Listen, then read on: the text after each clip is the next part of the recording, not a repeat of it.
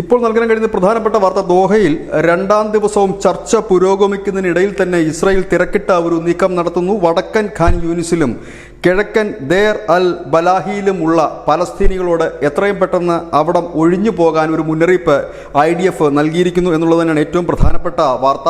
ഒപ്പം തന്നെ സേന അറിയിച്ചിരിക്കുന്നത്, ഇത് ഇസ്രായേൽ സേന അറിയിച്ചിരിക്കുന്നത്, ഇതിനി ഹ്യൂമാനിറ്റേറിയൻ ഏരിയ ആയിരിക്കില്ല, അതായത് മാനുഷിക പരിഗണനയുടെ പേരിൽ ഈ ഏരിയ ഇനി കണക്കാക്കില്ല എന്നുകൂടി പറയുന്നു. ഇതിന് കാരണമുണ്ട്. കഴിഞ്ഞ ദിവസം ഹമാസ് ഈ മേഖലയിൽ നിന്നാണ് ഇസ്രായേലിന് നേർക്ക് റോക്കറ്റ് ആക്രമണം നടത്തിയിരുന്നത്.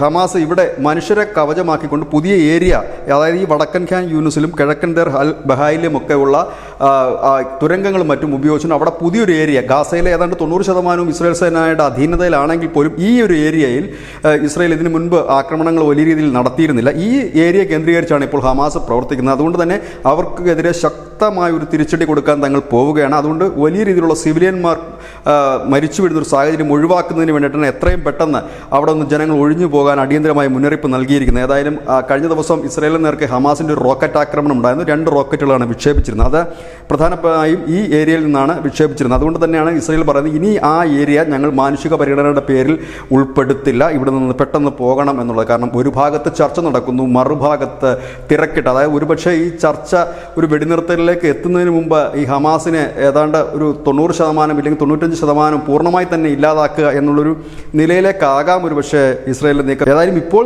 നൽകാൻ കഴിയുന്നത് ഈ ഒരു പ്രധാനപ്പെട്ട വാർത്ത തന്നെയാണ്. News desk news India Malayalam.